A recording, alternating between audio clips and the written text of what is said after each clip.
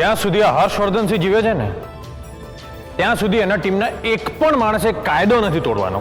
ભાઈ તમે આવ્યા ને તો અમારા જીવમાં જીવ આવ્યો છે. હર્ષવર્ધનભાઈ જિંદાબાદ! હર્ષવર્ધનભાઈ જિંદાબાદ! હર્ષવર્ધનભાઈ જિંદાબાદ! હર્ષવર્ધનભાઈ જિંદાબાદ! હર્ષવર્ધનભાઈ જિંદાબાદ! હર્ષવર્ધનભાઈ જિંદાબાદ! એક મિનિટ. અહીંયા સૂત્રો બોલવાની બિલકુલ જરૂર નથી. આ એની જગ્યા છે? હા, ઇલેક્શન બૂથ છે. ચલો બધા બહાર નીકળો. ફોજદાર, આમાંથી અમુક લોકોને મતદાન કરવાનું બાકી છે. હા ભાઈ, આ લોકો મત આપી દે અને પછી આપણે બહાર જઈને વાત કરીએ. એક મિનિટ. અને એક વાત કાન ખોલીને સાંભળી લો. અત્યારે હું ગાયબ થયો ને એમાં મોટાભાઈનો કોઈ વાંક નથી, એટલે કોઈ એમને કંઈ નહીં કહે. ઓકે? તમારો 2 પાઈનો કાર્યકર્તા અમને ધમકી આપી ગયો. આનો હિસાબ અમે ચોક્કસ કરીશું નીતિન, યાદ રાખજે. શું થયું હતું અહીં? હા, ખબર આપનાર લોકોએ કહ્યું નહીં કે તમારા આસિસ્ટન્ટ ઇન્સ્પેક્ટરના લોકો કાયદો હાથમાં લઈ રહ્યા હતા?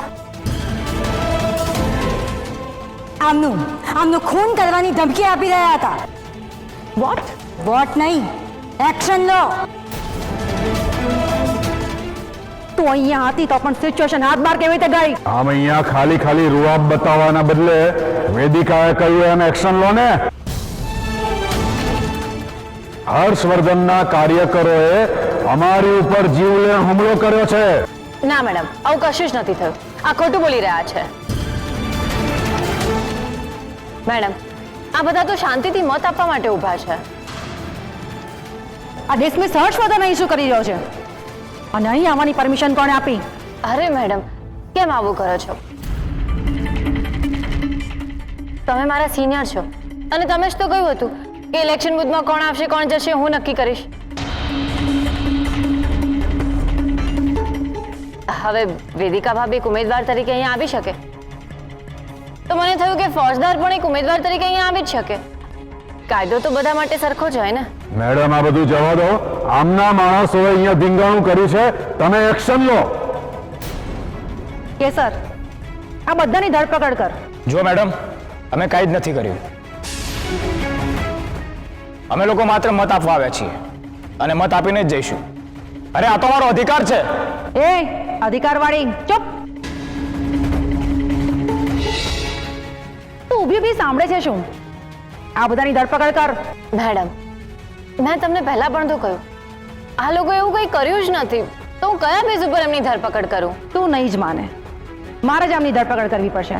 ભૂપતભાઈ, એરેસ્ટ ધેમ. મહેશ્વરી, મારા માણસોને ટચ પણ ના કરતી, નહીંતર એનું પરિણામ બહુ ખરાબ આવશે. આ એક મતદાન મથક છે અને આ લોકો મતદાન કરવા આવ્યા. તમને શાંતિથી મતદાન કરવા દે અને જવા દે. અમને મારી ચિંતા થઈ હતી ને એટલે એમને મોટાભાઈને ધમકી આપી. પણ જીવલેણ હુમલો નથી કર્યો, માત્ર ધમકી આપી છે. હું સ્વીકારું છું કે આ જગ્યાએ એવી રીતે વાત ના કરવી જોઈએ, પણ એમની ધરપકડ થાય એટલો મોટો ગુનો પણ નથી કર્યો. તું એક પોલીસ ઓફિસર હતો અને કાયદો ભંગ કરનારનો બચાવ કરી રહ્યો છે. તે મોટાભાઈની સાથે રહીને એમના કેટલા કમ્પાઉન્ડરોને ગ્રીન સિગ્નલ આપ્યું છે કહું બધાની વચ્ચે.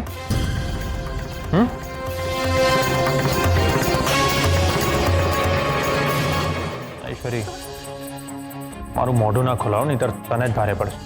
તું કાયદાને આડે આવીશ ને તમારે તારી પણ ધરપકડ કરવી પડશે. ઓ મેડમ, તમારી ધરપકડ કરી છે એમ? ઐશ્વરી, આ લોકોને ગેરસમજણ થઈ કે મને મોટાભાઈએ ગાયબ કર્યો છે અને આ લોકોએ મોટાભાઈને મારવાની ધમકી આપી હતી.